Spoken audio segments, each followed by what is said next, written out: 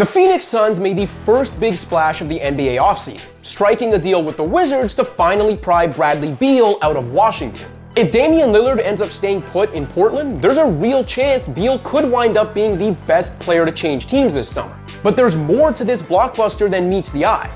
The Suns just added a 3-time All-Star to a team that already boasts Devin Booker and Kevin Durant, yet no one in Phoenix should be celebrating.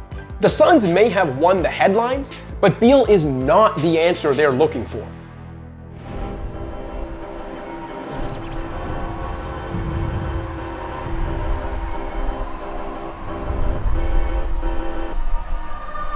Let's start with breaking down why the Suns came up short in 2023 despite adding Durant ahead of the trade deadline. For one, Phoenix was way too top-heavy. The NBA may be a stars league, but as the Nuggets proved on their way to the first championship in franchise history, a title run that included a 6-game spanking of the Suns in the West semis, you need quality depth and the perfect fitting role players around your stars to win in May and June. Between already suspect depth and injuries piling up, the Suns' formula by the end of their 2-round playoff run was basically just asking KD and Booker to save them. Heck, Landry Shamet and Jock Landale, two solid yet unspectacular reserves, were playing critical crunch time minutes for Phoenix at one point against Denver. In turning Chris Paul, Shamet, and picks into Beal, Jordan Goodwin, and Isaiah Todd, the Suns obviously upgraded their top-end talent and did well to snag the sneakily solid Goodwin. But that top-heavy squad is still way too thin.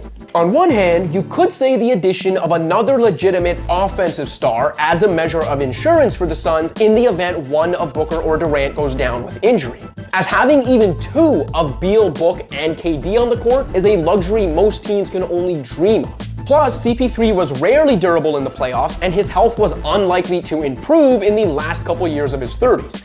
But have you checked out Beal's injury history? Other than a 3-year stretch between 2016-17 and 2018-19 when he missed a grand total of just 5 games, Beal's had trouble staying on the floor. He's missed more than a fifth of his team's games over his 11-year career, and he's averaged only 52 games played per season over the last 4 years due to shoulder, knee, foot, hip, wrist, and hamstring injuries. Given that he'll be 30 years old when his 12th season tips off, and how much Phoenix will have to rely on its top 3 players, expecting Beal to suddenly stay healthy seems like wishful thinking. Meanwhile, in 3 seasons since returning from a devastating Achilles injury, Durant himself has missed 42% of his team's games due to a number of ailments, including multiple knee injuries. I don't like where this is headed. Between the Suns' big money contracts, their dearth of draft capital, and the league's new CBA, Phoenix won't have many options to address their woeful depth. The team doesn't control its own first-round pick until 2031. And even while filling out the rest of the roster with minimum contract players, Phoenix is projected as a second apron tax team for the next 3 years. As a reminder, spending past the new CBA's second apron significantly limits the roster construction tools available to teams. Among a slew of other restrictions over time, the Suns are unlikely to have access to the taxpayer mid-level exception this summer, and being a repeat super tax team can hinder your future draft capital too. Now, it's one thing if a team mortgaged its future like that to construct a no-brainer super team, to land a star who serves as the missing piece that completes a championship puzzle. But adding Beal doesn't make much basketball sense either. A big part of the Suns' undoing was that for as great as Booker and Durant are, Phoenix couldn't get to the rim and was way too reliant on mid-range jumpers. It's one thing to be a jumper-happy squad that lives and dies by the extra value of three-pointers, but playing the way the Suns do puts you at a mathematical disadvantage in the modern game. When the Warriors won the last of their championships in 2022, Golden State ranked 25th in getting to the rim. But the Dubs offset that by posting the league's second highest three-point attempt rate while employing some of the greatest long-range shooters in history.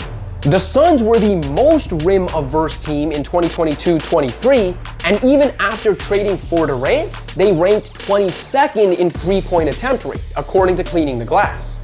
Beal remains an efficient volume scorer, but over the last few years, his shot profile has looked like exactly what the Suns don't need more of. Beal does get to the rim a decent amount, and he ranked top 10 in drives per game this season, but as his three-point efficiency has plummeted, he's traded most of his threes in for longer twos. It's possible Beal tailors his game to suit Booker and Durant, while his shooting numbers reap the benefits that come with more catch-and-shoot opportunities. But there will be diminishing returns from the skill overlap between the three stars. And unless Ayton starts punishing mismatches more consistently, or the Suns can turn the big man into multiple better fitting pieces, there are big question marks to address when it comes to Phoenix's offensive process and overall size. And we don't even have time to get into all the defensive questions facing this team. A lot of issues. On the surface, the price paid in players and picks for a player of Beal's caliber seems minimal, aided largely by the fact Beal's no-trade clause hamstrung the Wizards. But Beal's too similar to Booker and Durant, and he doesn't make the Suns better by enough of a margin to justify the price Phoenix paid when it comes to future flexibility. Let alone the fact the Suns just volunteered to pay a guy who hasn't made an All-Star team since 2021 more than $207 million over the next 4 years. It's as if the Suns ask themselves, who's the best player we can possibly land with our limited assets, rather than considering which better fitting players could improve their team the most. The answers to those questions are very different, something the Suns should have learned by now given how their 2023 postseason run ended and how Denver marched to the championship. Expect a similar video a year from now when the Suns are once again searching for answers as to why their star-studded team fell flat on its face. Thanks for watching. If you liked this video and want to see more content like this, be sure to hit that subscribe button.